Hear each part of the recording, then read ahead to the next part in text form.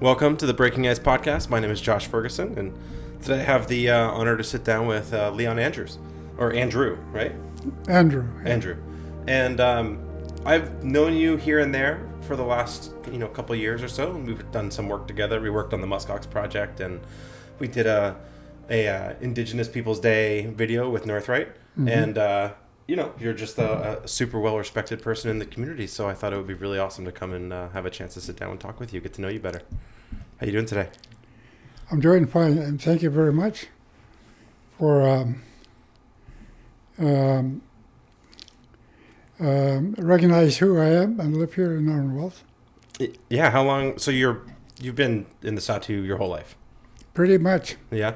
Sahtú has been in my life, mainly the Mountain Dené people, but ever since I met my wife to be, Ethel, I've been in the Sahtú a lot.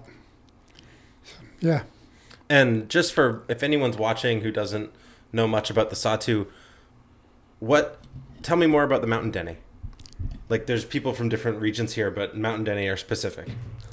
Yeah, Mountain River, Mountain Dené.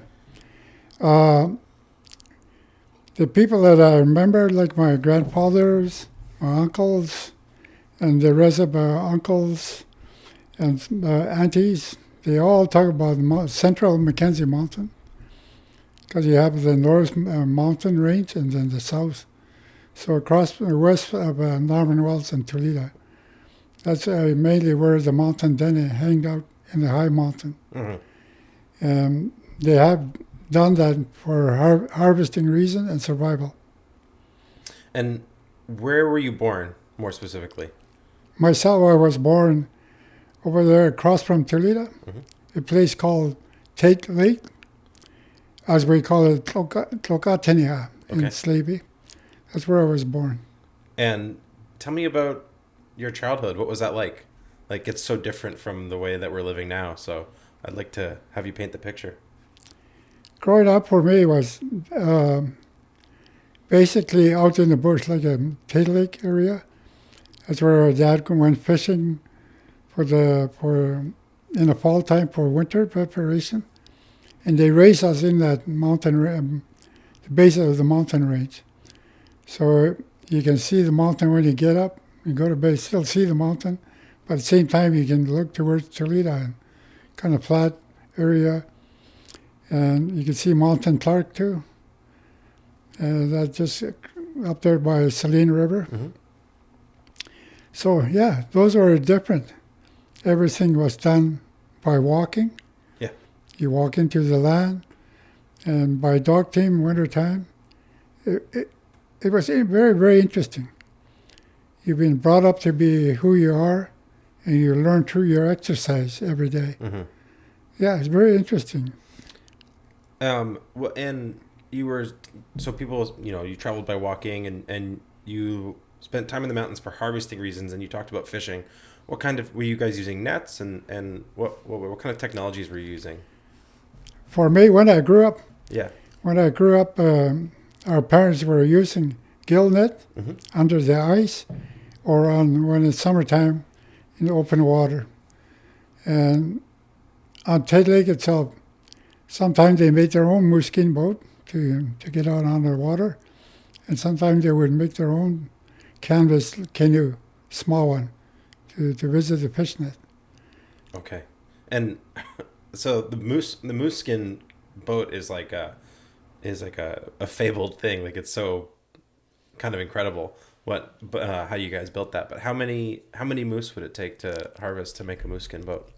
Well, for the fishing reason, at Tate Lake, they used two heights, long enough to hold enough load and carry a couple of people, maybe three. So that's what they use. So they think about everything, yeah.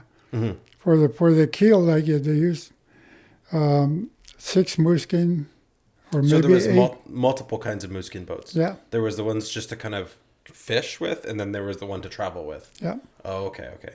And how long does a moose skin boat last? Like, the traveling one with the bigger one only lasts the trip, right? Mm-hmm. And the smaller ones, how long would they last? Uh, Not very long too, but the Mountain Dené are spiritual people. They believe in biodiversity issues. Those are things that are there for use only. The moose hide and everything, they have to take it back, and give it back to the land. And the hide, they would retan it and clean it, retan it, and use it for moccasin, dog harness, etc. Oh, so it's not like you would use them for the moose skin boat and then they weren't useful. You could then recycle them into different products. Yeah. Like the hide itself. Okay. The wood, they return that back to the land. Yeah. Yeah. And how long did you live in that fashion? Like when you were young? Well, up to when I was about 16 years old, 17 years old, Okay. I started doing some work for other people. So up till 16, I was really active on the land growing up. And when I reached about 20, we started using dog team. We go into the mountain for caribou for the community of Toledo. Mm. And then later on, different things. Yeah. And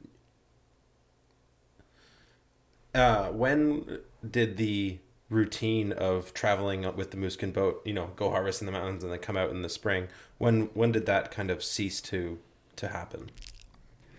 The last one our people have done when they were all alive, back in early 60s, I would say, late 50s. Okay. They all went back into the mountain, and they built 5 boats then, Wow. way up there by June Lake, Uh-huh. and they all came back out. That was the last time they did that. And then it being far in between, they built one here and there in different times of the year. Mm-hmm. Not different time of each years. And there was one that was done relatively recently, right? Like in the last 10 years or something like that. You guys built one? Yeah, 2013. 2013. Yeah, the Chief Andrew and the oil company Husky, they were talking, I guess. So they said, well, build one, we'll help you with the material, says the oil company. So they did that. And we brought some people from town up on the keelways, and some children, family, whoever are interested. The idea was to help the young people, little guys anyway, what a moose skin boat really is. So I think they got really good experience out of it. No kidding. Mm-hmm. It feels like, that hopefully that tradition can be kept up here and there. That'd be very cool. Yeah, I think, for the culture purposes, Yeah. those kind of exercise is really good. If you don't do that, it disappears and it's not recorded, and so nobody can understand what that is, moose skin boat. Totally. Yeah. It's not like there's a document that helps you build one. Mm-hmm. It's all by knowledge and experience. And tell me about your parents. What was your parents like, in terms of their character and how you were raised? Well, my parents, my father, and my uncle Johnny. My father's name is William Andrew, and Uncle Johnny Andrew. They're twin. Okay. And their oldest uncle is Fred Andrew. He's the one that helped with the Candle Road exercise. Not exercise, routing anyway. They were very interesting people, Mm-hmm. for me anyway. They would tell you oral history story about things that happened for different occasions by a different group of people, mainly the Mountain Dené. And you learn from those kind of experience. When there's going to be hardship, when there's cold spell, how do some people get by? All that knowledge they provide for you. They were storytellers, or they take turn. My dad, not so much, but Uncle Johnny and Uncle Fred. They're like a movie. Tell you a story about way of life and how how to become knowledgeable about the bush, the environment, the water, the air, the birds, everything. Even the birds are calling. They know why they're doing that. They can talk to you like, say, there's something going on here. So you get to check it out, and sure enough, it could be a moose or a caribou nearby. Yeah, or danger or something like that. Yeah. It's very interesting how that works. So I learned very much from them. From my mom and aunties, they work on hides. They learn how to do moccasin. They teach you how to sew. So you're out there on the land dead of winter cold. If you have some rip in your clothing, particularly your mitts and your moccasin, you have to sew it back up so the snow don't get in. Mm-hmm. So they teach you that survival issues too. So they have their own ways of teaching you as a young person. So you become independent when time comes for you to go walk in the bush by yourself in the wintertime. No kidding. And what was the main like shelters that you guys used when you guys were living on the land like that? Well, for us, like, during that time when let's say I was in the age of hunting by myself, Mm-hmm. it would begin somewhere like 15, 18 years old. But mainly close to your parents, or your father or somebody. And hunting was... Sorry, I missed that question again. Oh, I was just curious what the kind of shelters you Oh, yeah, used. the 'Cause obviously, winters are brutal here. Winter, we didn't have... sometimes we don't have extra tent, so we use lean-to. Okay. Yeah. So we try to stay away from the real cold weather. Mm-hmm. We stay home then. If the mild temperature, then we know we go out hunting and we use lean-to. It's much easier because to carry too much stuff for the dog. Mm-hmm. If in case you get a moose, then Yeah. You want to carry as much of the moose back as you can. Yeah. That makes sense. So that was something that we've been taught to look after ourselves in a way. And we always try to have a good sleeping bag, Mm-hmm. or a couple at least anyway. Mm-hmm. And we were sleeping that in winter. You talked about hunting on your own when you were 15, 18, Yeah. you were saying? How often would you go out on your own, and how long were your hunts? Mostly if I'm going to be by myself, mostly it would be 3 or 4 people. We go out, let's say out of camp, 5 kilometer, 10 kilometer. And we would camp there and go up on a mountainside or valleys for the day by ourselves. One And guy come goes back the other together. way, yeah. Yeah. So all day I would spend by myself. Okay. And so was the other group too. Whoever ran into a moose, then the lucky one, then we have something. But skinning the moose is heavy, Yeah. so we were taught to carry rope with us. So you could tie up the legs. yeah, so we would do that. We learned to do that. It's kind of pitiful, but once you learn how to do that, it becomes a lot easier. Yeah. And do you have any particular stories of hunting alone that stand out? Like, what was the most memorable hunt? Well, we did a lot of hunting. The one I remember the most, that time were hard then. Oh, that's okay.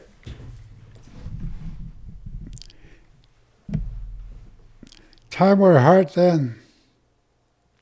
So, the one February, really cold like this, Uh-huh. me and my cousin, we went looking for a moose up on the far side of the lake, up on those little ridges, Mm-hmm. and found. And then I walk upon one moose. I got a moose there. That was the most memorable one I remember, because there's not too much left at home for the family. Oh, it was like a really important hunt. Yeah, a real important time. The moose came in handy. We brought that back, And people were just happy. The dead of winter, the ice were thick, very hard to set in the fish net. Yeah. I made a lot of people happy, particularly my grandfather and grandmother. They were so happy. Later on, we got to town. I guess Dad told us that kid did wonder for us. Some of the elders said, "We heard your story. You did good, didn't you?" I said, "What story?" "The moose story." I said, "Yeah, well, it just happened. It just happened to be there." And how long did the moose last? Like, when I don't know, how many people would you feed with one moose like that? Well, some people would have some rice, oats, and flour. So I think at the time when there was about 5 families there, and each family had a dog team, let's say five per 5 family. So at least you got 25 dogs. But they have fishing too, so Yeah. it helps them. So we all feed people, but it don't last very long too. Yeah, you got to. Yeah. 25 dogs and 5 families. That's a lot of mouths. Yeah, lots to go around, but still, And do you have a favorite time of year from when you were living in that style? Well, the favorite time of year for us is March, because you get out of that darkness. Yeah. And it makes everybody happy. And plus, what's the sunlight in March, you can see moose tracks or caribou track way up on the hillside. I don't know, that mirage just left those tracks. There's more. The sun must be higher, so there's more contrast or something like that. Because with the really flat light, it just disappears. Yeah. I don't know that March has a special air that makes those mirage appear. And they use in March too for the high tanning. Yeah. They would take the moose hide or caribou hide, they hang it outside, and it automatically gets soft by itself. Oh, really? Yeah. Just because of the sun Because and the temperatures. The sun and the air. Yeah. I don't know that, but I see them do that, and my brother tells me, my brother in Toledo, he said, I make a tan hide, and that's what the elders say that. He said, I do that. Yeah, sure enough. It gets really soft by itself. There is something about the March air up here, like even just today, I could feel it coming, and I was just outside today going, you can feel spring. It's like right around the corner. Yeah. It's really good, like for back then, you want to go somewhere like, let's just say you want to go to Oscar Island. Sure. That's a long walk, and that's a long haul if you got to move by dog team. March would come in handy. You can take your time, and if you got a moose, you can take your time. Because you have more daytime, and you have more, you have a crust on the snow, and it's just easier traveling. Yeah. You can camp and have a good meal before you went home the next day. But when you have short daylight, you got to rush all the time. Yeah. One thing that I learned living up here is just how summer is actually more restrictive than winter in terms of traveling. And I find that, like, living in cities and whatnot, you kind of think of it the opposite way around. You think of summer as the time when you can go out and it's easy to move around, and then winter when it's cold and you stay home. But in the Sahtú up here, it's the opposite because of all the frozen lakes and all the frozen river. Is that winter time is the traveling time because everything's easier to move around. And so in the summer, how much of, like, you said most of the people did walking and then obviously traveling by moose skin boat, but how big of an area would you live in and fish in the summers? In the summertime or the wintertime, if you're going to go for fish on the river, Mackenzie Lake or lakes, it's summertime on a Mackenzie, there's different type of fish that migrate at a certain time of the summer. So the elders, they know about that. So when that month is coming close by, they get their fish net ready, and they would go to a certain spot, and they would fish there for 3 weeks. Oh, you 4 just weeks. camped Yeah. there. Yeah. Just camp right there so they don't go back and forth into town. And Right by for Toledo, like, on Bear River, they would have lots of fish nets there. yeah, no kidding. Yeah, so people can just go there by those little rat canoes, the canvas canoe, they build their own, Hmm. and they would haul fish from there. And when you were camping like that to go fishing, you would just smoke the fish as you catch it, Yeah, so it pretty much. preserve longer? Yeah, pretty much that's what people do. But like again, if you have a dog team and you have a big enough family, you use up most of it Hmm. as time go by. And summertime, you don't want to catch too much too because it would spoil on you. Yeah. So they're very careful on that. Yeah, you don't want to waste Mhm. if you don't need to. That's very cool. And so when did you in your life kind of move into town more? Probably after I was about 26, 27, Mm-hmm. I started more and more into town, do other things. Like work and stuff like that? Yeah, yeah. And what work were you doing?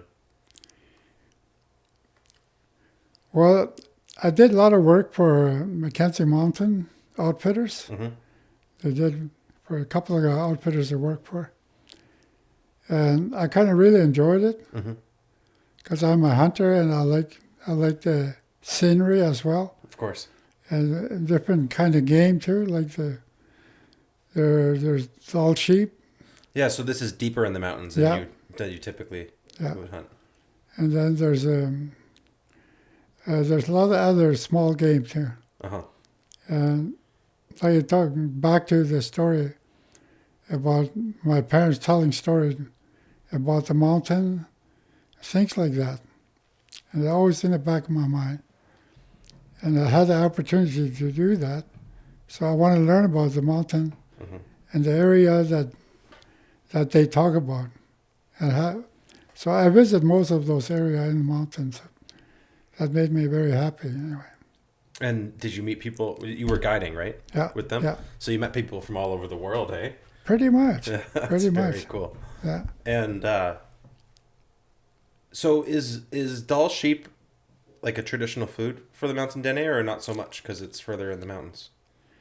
Well, the last time I said like 50, Mm-hmm. late 50, that's the last time they went back out. Mm. So that group of people, they loved Dall sheep. Yeah. And for us, I don't know, for me, like, I just enjoyed Dall sheep automatically. Oh, it's delicious. Yeah. and the Mountain Dené, I can only speak for Mountain Dené. Other Yeah. people do too, but so they make their own dry meat. They they cut the meat in a way that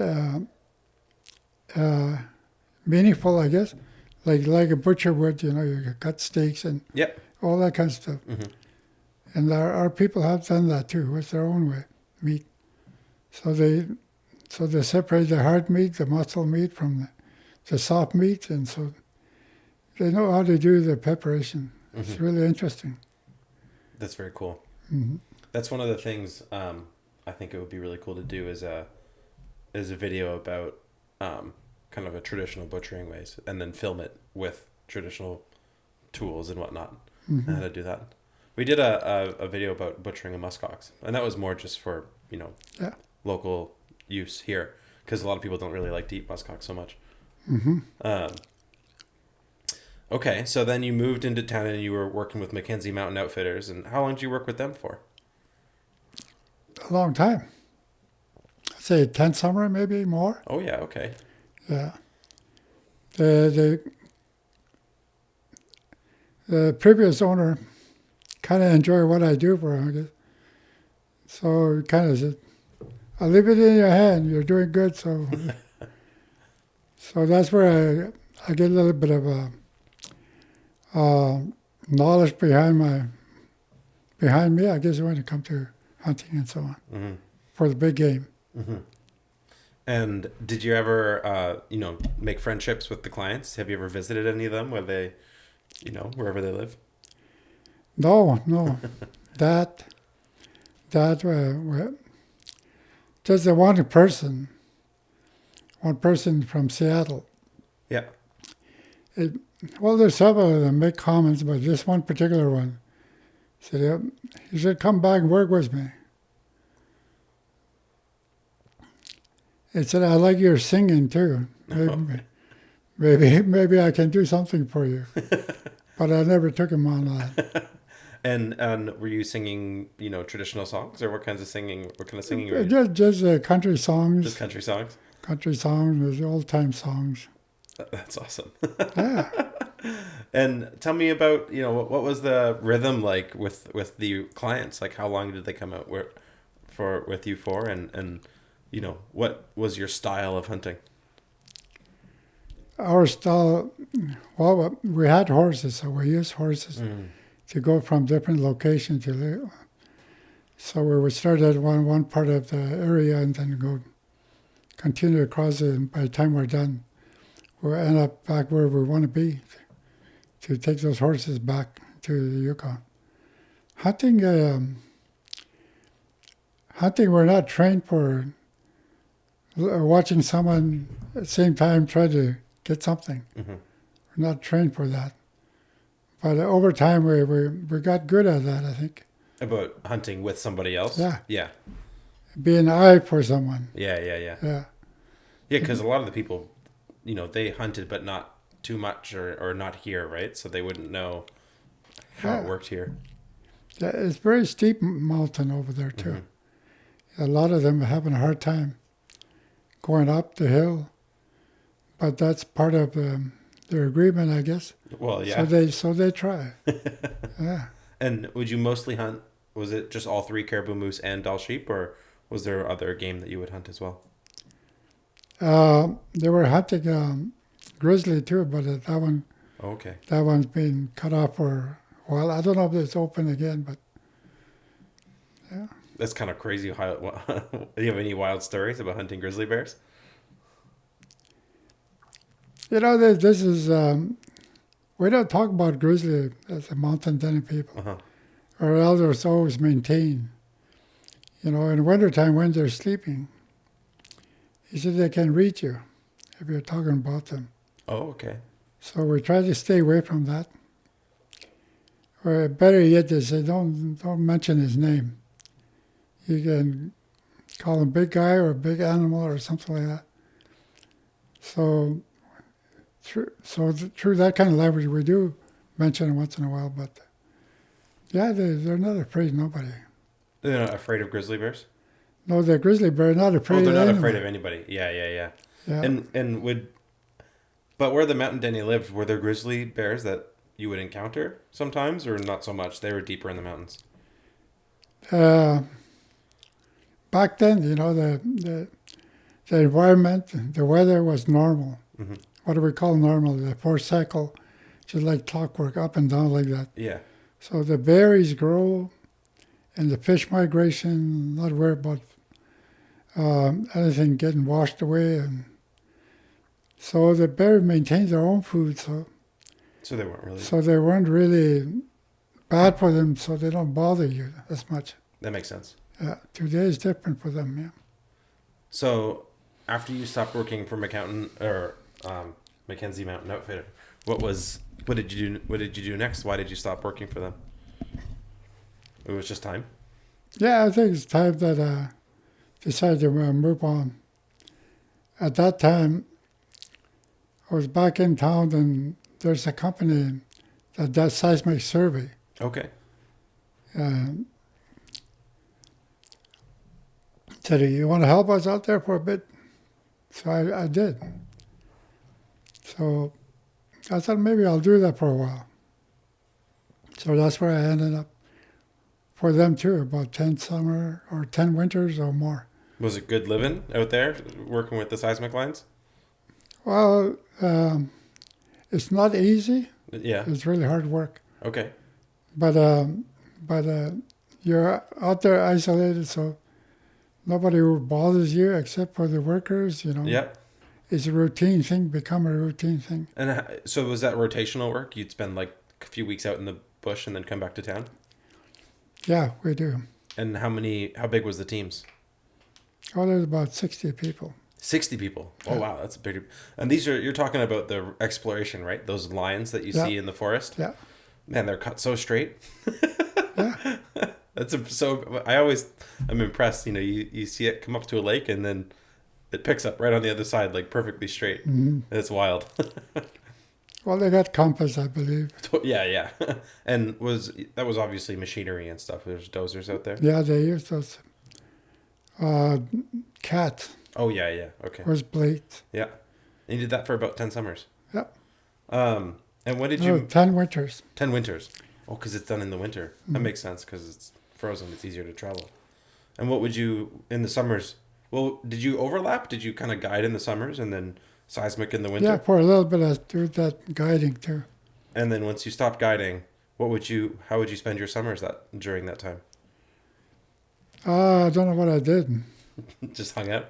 Yeah, pretty much. I went out to the Delta, lived up there for a bit. Oh, yeah. And that time I did a little bit of offshore work. Okay. At that time, What was that like? What they call Canmar Petroleum. Mm-hmm. They were out there drilling on big rigs. On the ocean? Yeah, Yeah. yeah, that was different. Yeah. What kind of work were you doing there? They're doing offshore drilling, so I No, was to for just help them out there. Uh-huh. But what role were you playing? Were you... Well, I helped the cook. Okay. Yeah, I don't want to get into the big stuff there. Too Sure. rough. Yeah, yeah. Yeah. Wild. And when did you meet Ethel? Oh, that just recently. As time went by, I met Ethel on one of our keel trip on jet boats and so up there. And we brought supplies out there, and that's where I met her. Yeah. Tell me the story. Him and Steve Kakwe. I think Steve was the premier then. So they came up to join camp there. We know them, but we never really chat with them like people usually do. Mm-hmm. So that's where we met. And we went to this little area where we wait for caribou.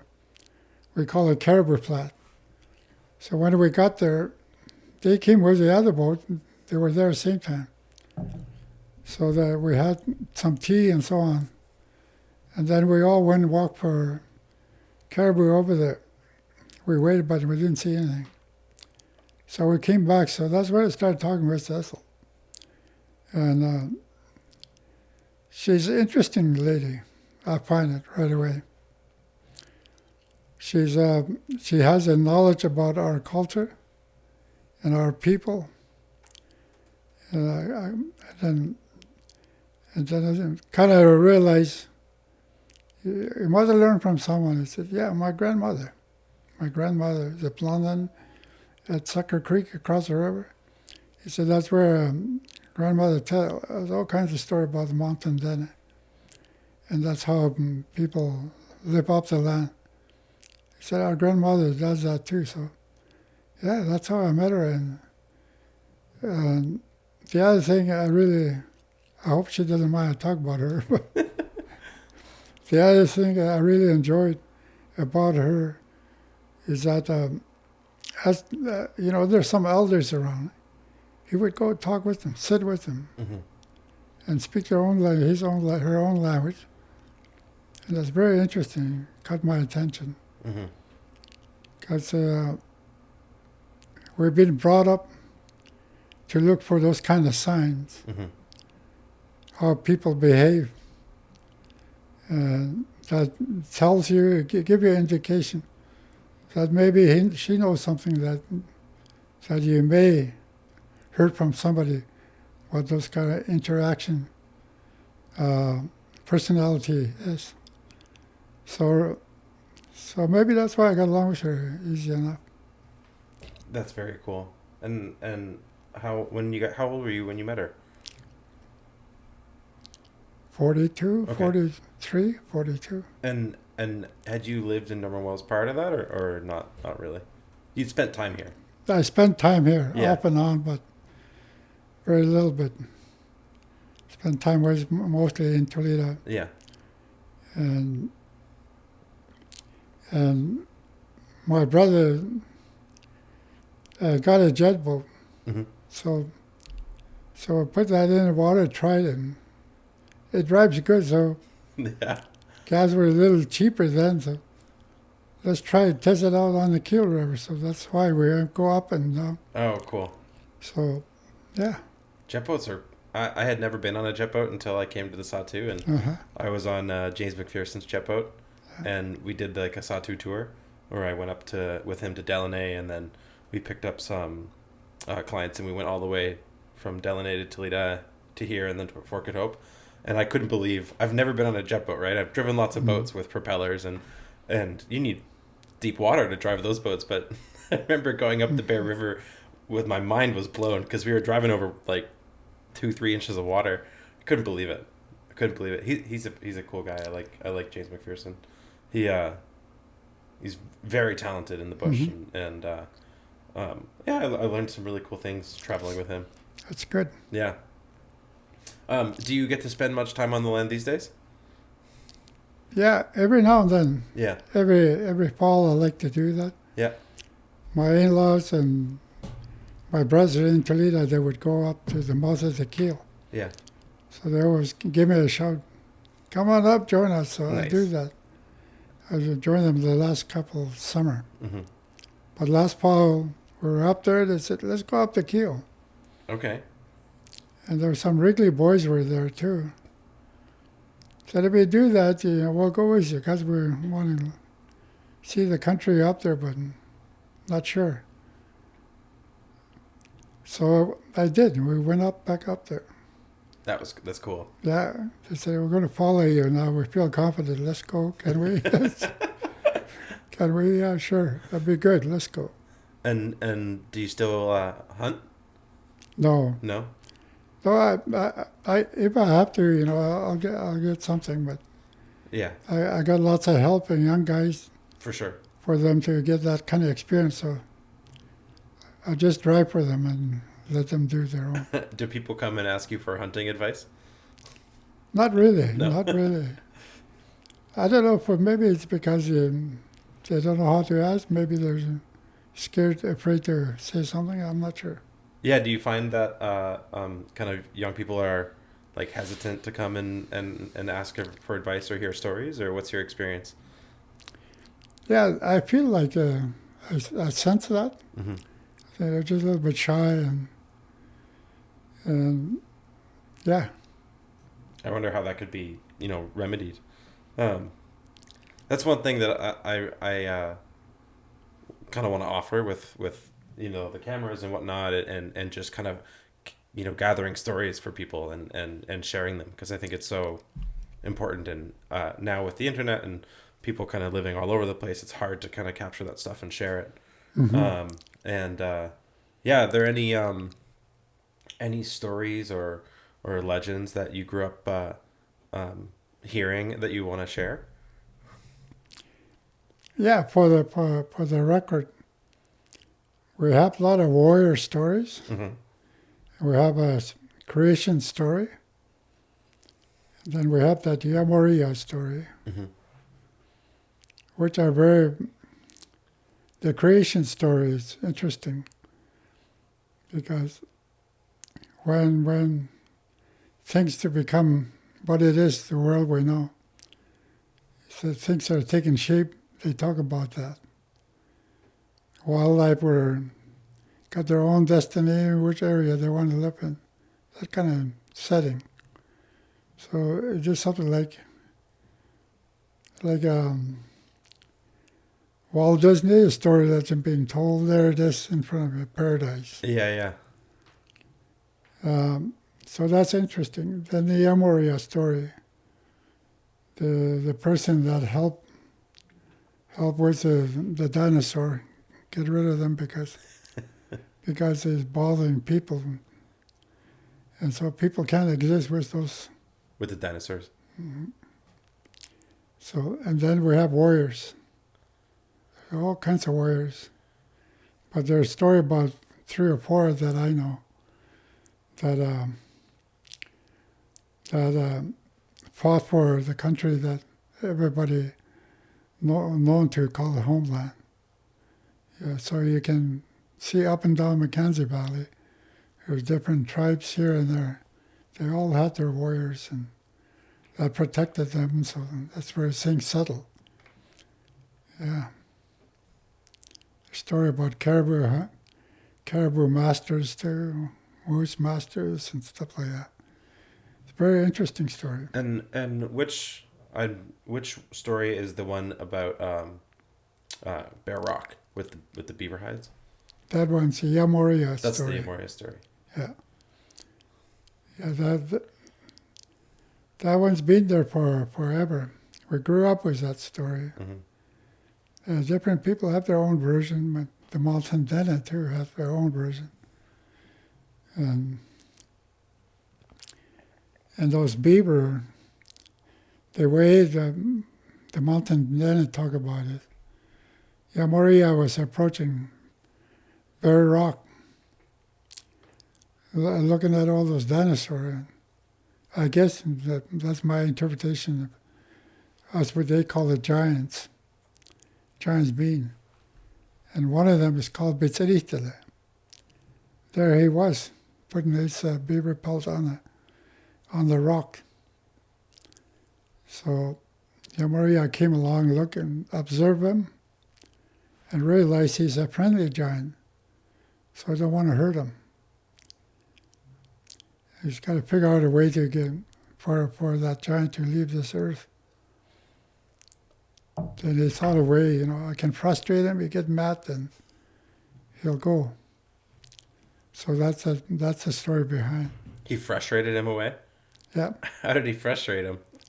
Well, he kept bugging him, teasing him. Finally, he got so mad, he says, "What evil is bothering me? This is it. This is the end for me. I'm going away." And I learned this from, we always, the story of Mountain Dené, that giant, Bitseritele, and it's somewhere up there past, around Fort Good Hope area. And the late Mr. Gabe Gauchon said that giant Bitseritele, he ended up at Yalty Lake. He said that's where he passed away. He told me not too long ago, before he passed on too. So there's a story where how people's destiny ends. So it's already there for us. So you know what I'm saying. Our time will come up too. We'll be going down. Mm-hmm. Yeah, those kind of insight people have for stories, oral history story. It helps you think about your own lifestyle. Mm-hmm. How to look after yourself so your lifespan can be good. And there's lessons as a part of the stories. Yeah, it's all attached on all those stories. Yeah, well, I have written one. I lived with my brother to clean it up for me. But he got sick too, and man, he just didn't quite make it. Maybe this story about my brother shouldn't go on record. You wrote one of the stories down? Yeah, I did. Which story? Is it the Amoria? Yeah. It's a long one. It's a long story. So the ones that I remember, I put on there. So. Is this like a project that you want to complete? Yeah, someday, yeah. And what stage are you? How far along are you? Like you said, it's written down, but it needs to be edited or something like that? I think I got most of it, Okay. And is the ones that, like I said, the ones that I remember. Is it written in English or is it written in Dené?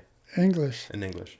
So the last piece that I was missing about the Yalty Lake. The elder confirmed that for me. I'm very happy when he did that. Oh, nice. Yeah. So did you, when you were writing it, were you consulting elders and hearing like different Oh, versions of this? not different version, just from the Mountain Dené version. Oh, okay. Yeah. That's what I meant, like, other people have their own version, Yeah, yeah.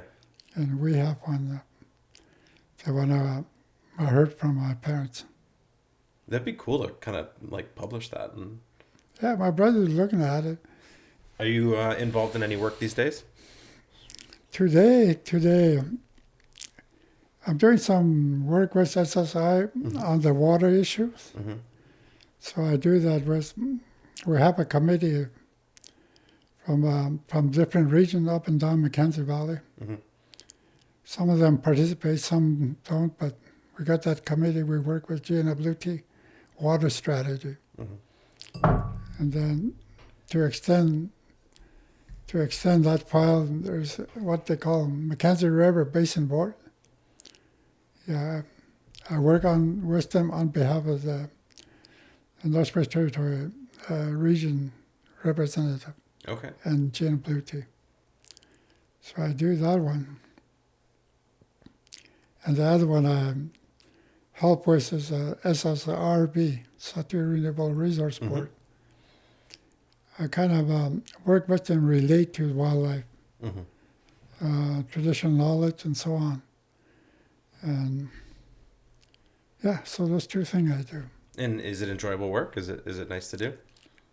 For me, it is. Yeah. For me, it is because it's. I feel like the environment is changing. Mm-hmm. What will become of our wildlife Yeah. and our water? Yeah.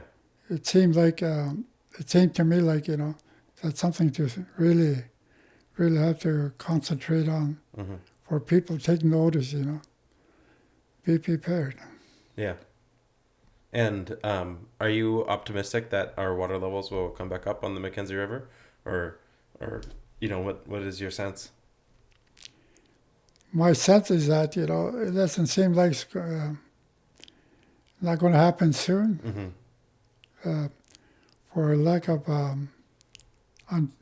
uncertainty. So I can't say for sure, but it looked like it is going to go down continuously. Mm-hmm.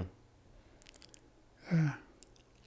Well, hopefully we get some indication that, I don't know, lots of snow, or I guess snow down upstream and whatnot. But I've been taking pictures of the river with the drone to see the shoals and whatnot. And this summer I'd like to kind of do it once a week, and then from the same spot, so you can see the levels kind of go up and down over the course of the season.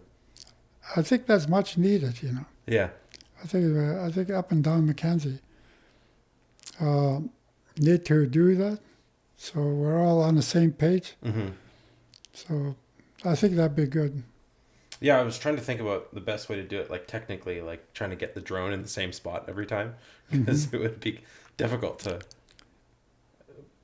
kind of a tricky thing to do. But Yeah. I'm gonna try and do that this summer to kind of get a record of it over the course of the year. Yeah, last summer, I think we've been lucky that the rain can be trickling down there all summer long. Mm-hmm. We had a fair amount of snow this winter, hey? I think so. Yeah. I think so. You always telling me there was a lot of snow. Yeah. Compared to last winter, I think there was more snow. Anyways, yeah. So,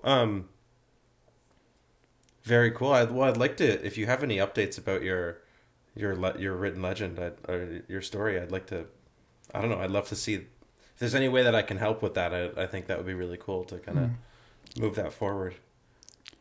Yeah, I started to feel like, I'm getting, before I get too tired, should find a way to update it or do something with it. Yeah. Yeah. And what are some of your favorite things to do these days? My favorite thing to do is go on the land, just be with a bunch of young people, and travel the river or something like that, camping. We get a moose or caribou, that makes me very happy. You know, you can do what you need to do, just relax and make some dry meat. Those are my favorite things to do. Yeah, that makes sense. It's a beautiful routine, and there's something so like real about doing that. Yeah, one's on those terms like the young people. Yeah. They seem to know what they want to do. They just do it without being told. That's very interesting to watch. You can see they enjoy that. Yeah. So it's good when you're in that environment with a whole bunch of young guys. For 18 summers and for about 10 years, I worked as a canoe tripping guide in Ontario, in Northern Ontario, and we would take young people on trips for about 3 weeks. And over the course of the 3 weeks, you could see them change so much because, you know, they're kids from New York or any cities around Canada and the States, and then they'd come up and they'd spend 3 weeks traveling on the land and doing hard work. And I think it was so remarkable because they didn't have a choice but to do the hard work, you know, because kids would be like, I want to go home sometimes. And the fastest way home is to pick up the canoe and keep walking because, you know, we're going and you got to come with us. And there was a lot of lessons like that. Like there wasn't anyone to do it for you but you. And by the end of the trip, you could see them getting strong and their minds were getting strong. And I think that there's something very powerful about spending time on the land to kind of sharpen your senses and make you appreciate what you have. Yeah, especially here in the north, you know. Yeah. It's the area, the land, it's out there, you know. Yeah. If a person wants to enjoy, you know, it's there. Yeah. Yeah. Myself, like my experience too, when I was growing up, Dad did talk about the mountain. I want to find out. I almost walking back and forth everywhere. I learned about the land. It's interesting when you're walking, you can see things. If something doesn't look normal, it catches your eye, you have a look. Oh, okay. It's interesting. The land, you know, you can learn a lot from that. Give you a survival skill. Yeah, and it's the other thing that you get when you're out on the land like that is you have times of like incredible beauty and like joy, but then you get the opposite too, where it's like the hardest hardship that you can experience on the land. It's really amazing. I used to spend a lot more time traveling like that, and I do miss it. I do miss it now with little kids and things like that, and it's been harder, but I hope to spend more time on the land. Yeah. Cool. Yeah, once in a while I like going to the south, but not too often. I still enjoy summer when you can put a boat in the water, camp somewhere, sleep on the ground. Yeah. It really helps ground you. I think if you spend too much time with technology and working and you don't get a chance to go on the land, you kind of get lost. Yeah. You know, and you need that time in nature to recenter yourself.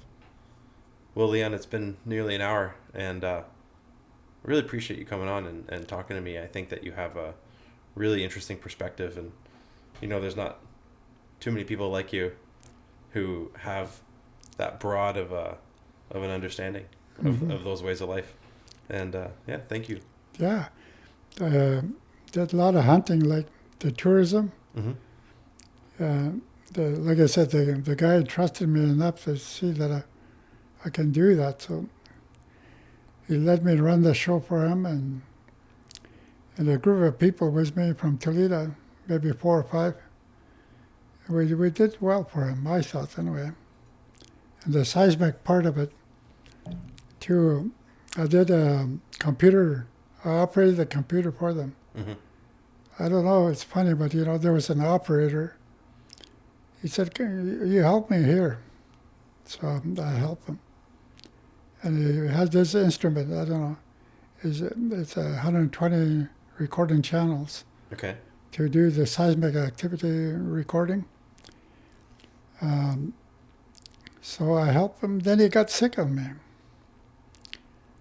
So I'm just learning too. So we went back to camp, and then our party manager said, "Leon, you've been at it long enough. Don't have to wait for him. Go back out there." I said, "What if I messed up?" He says, "No, you shouldn't. You know, You'll be okay. You'll be okay." Okay, crew, let's go back out there. So it took me 2 hours to figure it out. Okay. They're waiting for me. "You okay, Leon?" "Yeah, I'm okay. I'm Give just me a minute. just give me a minute. I want to make sure I get it right." So finally, so that's what got me going. Uh-huh. I did that line for them. Next morning, the partner's still sick, so out again. So did more.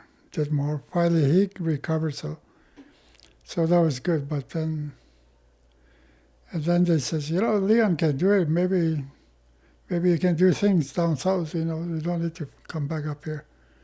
So I did that for a number of years. My last job was here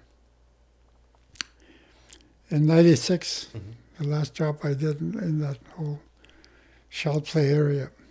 And that was it. I gave him no more.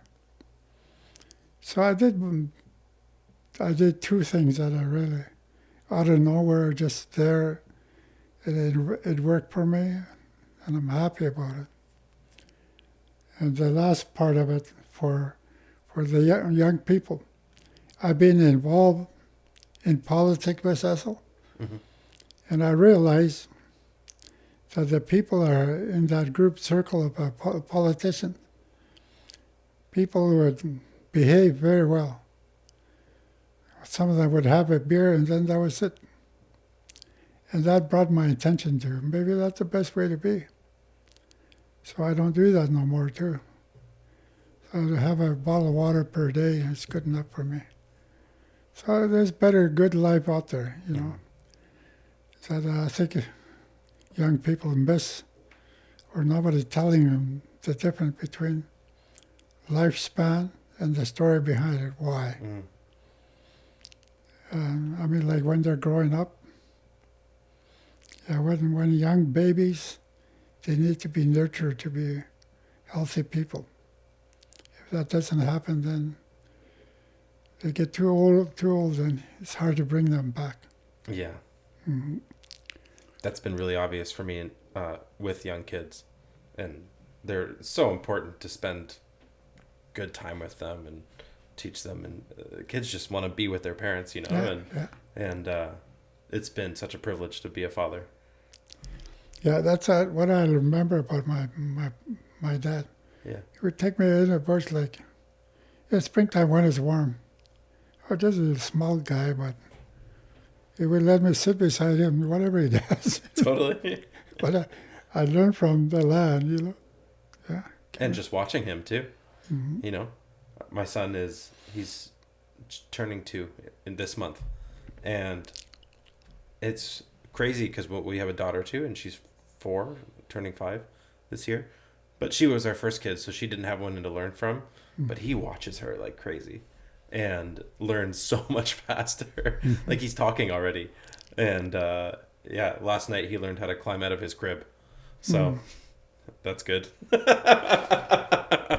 Well, Leon, thank you for coming on. Well, thank you for inviting me. I appreciate that. Yeah, it was really interesting to talk. And if you one thing that I wanted to do more, and I just don't know them though, but if there's elders from the long-term care home who want to come and tell a story, and I'd volunteer my time and have them on, and yeah, so cool. Mm-hmm. Thanks for coming.